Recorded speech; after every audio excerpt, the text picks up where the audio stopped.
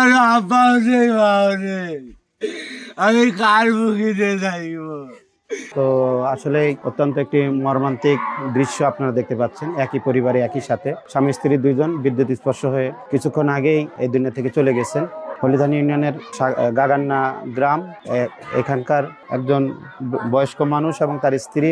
এই পরিবারের সকালবেলা আপনারা অনেকেই দেখেছেন, অনেকে আসছেন। তো আজকে ওই তাদের যে একটা ফ্যান আছে, ফ্যানটা আসলে ওই যে ধান উড়ানোর জন্য, তো ওই ফ্যানটা লাগানোর সময় বিদ্যুতায়িত হয়ে যায়, যার কারণে ওখান থেকে সেই ফ্যানটা যে মারা গেছেন ওনার বুকের উপরে পড়ে যায় বিদ্যুৎ সহ।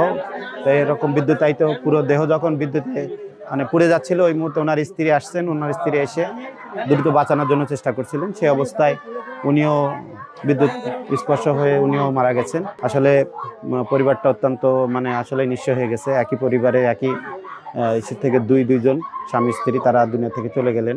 আমার জামাই হয় এবং আমার ফুফু এটা ধান উঠছে, কারেন্ট ফ্যান নষ্ট, ফ্যান ঠিক করতে গিয়েছিল, যে কারেন্ট শর্ট খায়, জামাই পড়ে থাকে, ফ্যান গা পড়ে থাকে। ফুফু এসে ফ্যান ধরতে যেয়ে ফুফু মারা যায়। তারপর তার ছেলে আসছিল, তার ছেলে এসে যে ফ্যান ধরতে গিয়েছে, তো ছেলেরও ধারামে ফেলে দিয়েছে।